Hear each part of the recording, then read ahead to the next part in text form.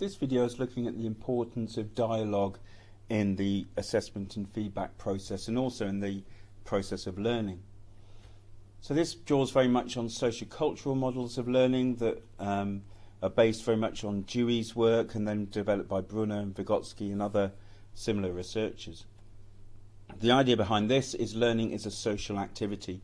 Learning happens best by interactions between individuals, by dialogue between those individuals, and by individuals providing guidance and support for others. And that's fundamentally underpinning the idea of peer-based feedback and peer-based assessment. Donald Bly, back in the 1970s, identified the problems of didactic teaching in his book What's the Use of Lectures, and then followed up soon after by teaching thinking by discussion. Key thing that Bly was focusing on is we learn best by asking and discussing and talking rather than by being told things. So anything that's an active means of learning, an active means of discovery, an active means of challenging ideas and listening to other people's ideas in an active way is a better way of learning. So everyone has what are known as personal learning networks, and personal learning networks are interactions of sources of information that they can use in order to answer questions or to solve problems. So that could be individuals, so human participants, so it could be a friend or a partner or a member of the family or someone on a particular degree course, or it could be technology such as the internet or AI now, YouTube, all those sorts of opportunities, or it could be things like books and slightly more traditional ways of getting sources of information. Actions and activities are activities and processes that you involve as part of learning activities where you learn through that action. And then there's social relationships, so social groups like family units or community groups, religious groups, shared interest groups, hobbies, and so on. The idea really underpinning these social interactions is the zone of proximal development by Vygotsky. Vygotsky's idea was you had an expert and a novice, so someone who has more experience and more knowledge versus someone who is more naive, and the gap of understanding between them is the zone of proximal development. So what the expert does is he or she challenges the novice with activities that place them outside of their comfort zone, that cause them to do things where they're learning new experiences. And gradually over time, the ZPD narrows, and eventually what you have is the novice becoming near to and then an expert. So that narrowing of the gap is important, but involves interaction, dialogue, and social interactions between the expert and the novice. That links very strongly to Barbara Rogoff's ideas of guided participation. Rogoff was looking very much at the interactions between parents and children, especially the mother and young child interactions. And what she talks about is very much the way in which a parent will guide a younger individual through involving them progressively in more complex activities towards a particular task. An analogy of that would be teaching a child how to bake a cake. You start off with very simple processes. They weigh out the ingredients, they might mix the ingredients, they might spoon the ingredients into the baking tin, and then you gradually get them more and more independent, and eventually they're doing more complex tasks, slightly more dangerous tasks potentially, like putting things in and out of the oven, and then eventually they become independent enough to bake a cake on their own. That has very strong analogies with higher education, where we're taking people in who are very naive in a particular subject or a particular discipline, and we're guiding them through by showing them how to do things and how we work within particular disciplines. That in turn links very strongly to Lev and Wenger's idea of communities of practice. Communities of practice are groups of individuals that share a common interest and work together in order to better their understanding of that interest. Wenger Trainer and Wenger Trainer identify three specific elements of a successful community of practice. Firstly, there's a domain, which is an area of interest that all the members of that community share. So it could be members of a healthcare providing community or a set of archaeologists or a group of chemists or a group of engineers or a group of people interested in a particular subject or people particular in sports interest or an interest in a hobby or whatever, but some sort of common interest between those individuals. There needs to be community, there needs to be evidence of relationship and interactions between those individuals. So it's not just individuals that share a common interest, there has to be interaction, there has to be social links and discussion and conversation between those individuals. It could be direct, it could be virtual, doesn't matter, but there needs to be that social interaction. And there needs to be a sustained community activity, a practice, which then develops over time. So that community is learning how to do something better, whether that's healing something or building something or understanding the concepts of something. There's a shared activity that improves over time through that social relationship. Those sorts of social shared interactions can be considered as either cooperative or collaborative activities.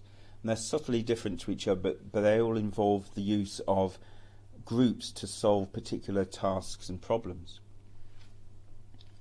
Cooperative learning is where you have a group and they're given a task, and the group divides that task into a series of different discrete units, and individuals take responsibility for each of those different units, which are separate to each other, and then they feed them all together to make a compiled output at the end.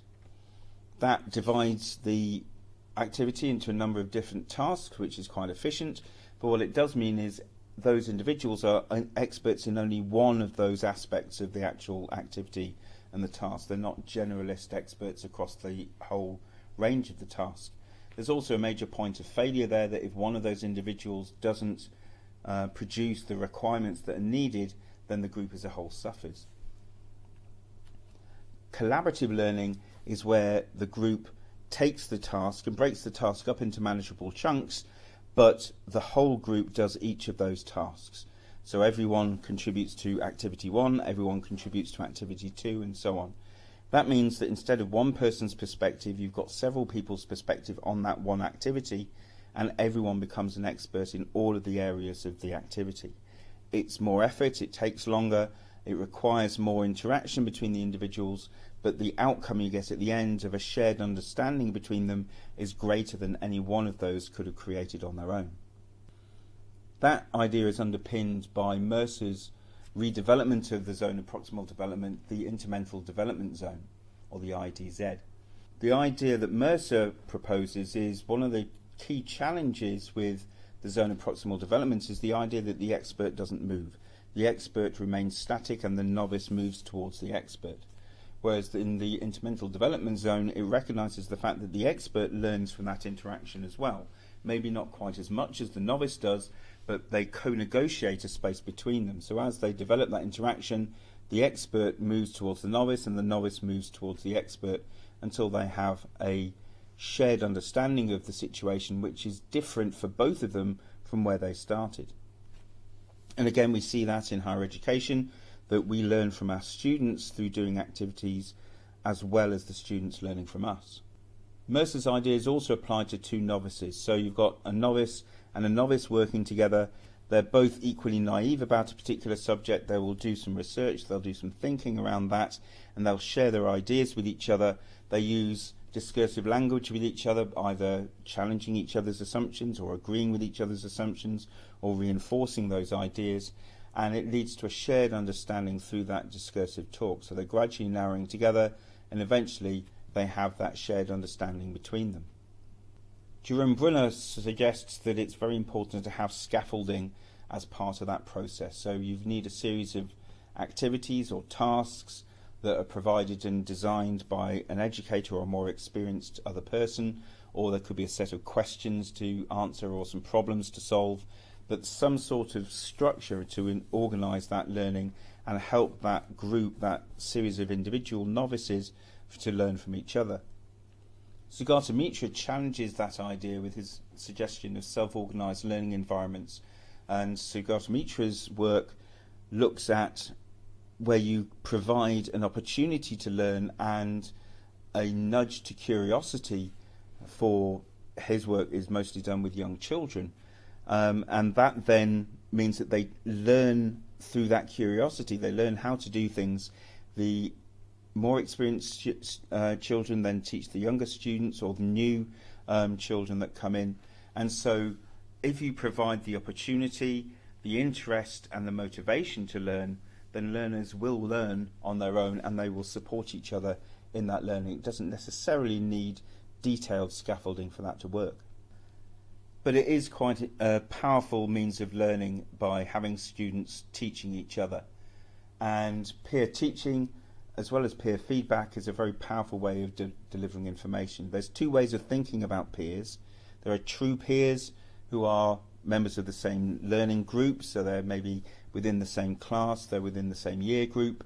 That has the immediate benefit to both of them, both the person being taught and the person doing the teaching.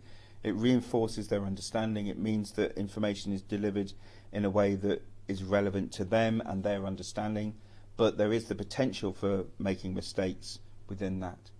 There's less potential, but not zero potential, for making mistakes with near peers, who are individuals who are maybe went through that course the previous year or a couple of years ago. They might be postgraduate students supporting the learning of undergraduate students, for example. They're much more likely to be able to see the bigger picture. They've got the benefit of hindsight to see where they struggled in terms of their learning, and so they're more likely to be able to find solutions and more likely, but not certain, to be more accurate in the information they provide.